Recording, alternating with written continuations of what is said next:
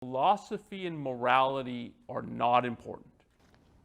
But I think that what happens in the libertarian movement regarding common good is that some libertarians try to explain that actually the only common good there is, or the best thing for a society, is that each individual has his rights respected. As long as in a society every individual has their life, their liberty, and their pursuit of happiness respected, that society is going to thrive. And this is based upon historical data. The moments where humanity has advanced, like in the Enlightenment or the Italian cities where a lot of commerce was produced, or Amsterdam where the thinkers could run freely, whereas in other places of Europe they were persecuted because they were not religious. So historical facts tells us that the only common good there is when the individual is respected, when actually altruism is not the form that is enforced in everyone, but that everyone can be their own end, not a mean for someone else's life.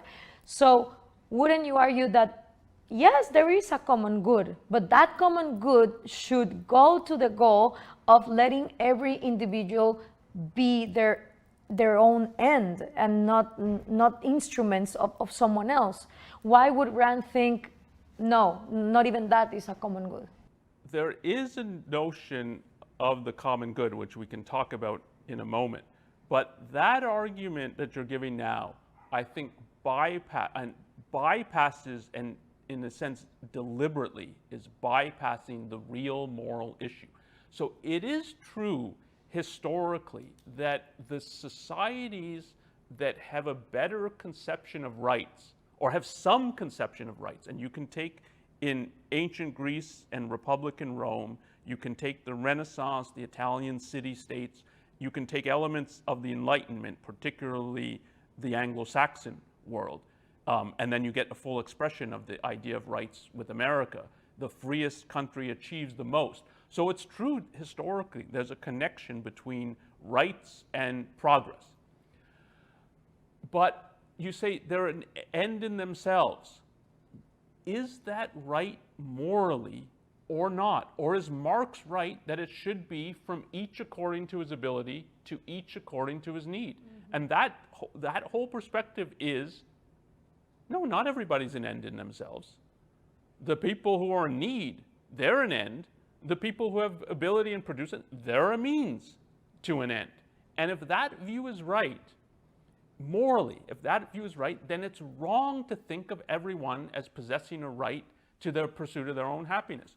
Or if you take the more Christian view, it's the meek and the poor in spirit are going to inherit the world. How are they going to inherit the world?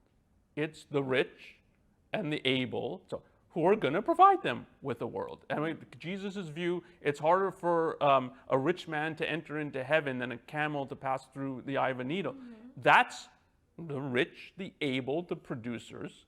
They're looked down upon. They're not allowed to pursue their happiness. They're not ends in themselves. And if that view is morally right, then the idea of individual rights is wrong. And this is what happens in the 19th century. They come to see, well, but individual rights requires viewing every person, rich or poor, able or in need, so as all allowed to pursue and morally should be pursuing their own life. But we don't think that's true. We don't think that's right. We don't think that's moral. So we need some other kind of system. And this is why you get all kinds of experiments with socialism and communism. We need some other system than a system based on rights.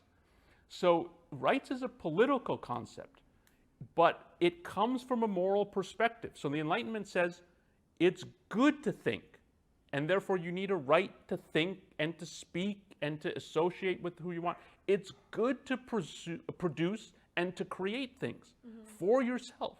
So you need a right to property. And it's good to pursue your own happiness, so you need the right to pursue your own happiness. So they're political, but they all come from a moral perspective. And if people come to think, yeah, but this moral perspective's all wrong, then what the political ramifications of it are, well, we have to toss that out and have something else. John Stuart Mill tosses out the idea of rights and says we have to base political thought, political theory, political system on some other notion. And what you get more and more, and this is what the socialists and communists were pushing, is the notion is altruism. It's what's significant is that there's people in need, and the producers and the able have to service them. They're servants to the people in need.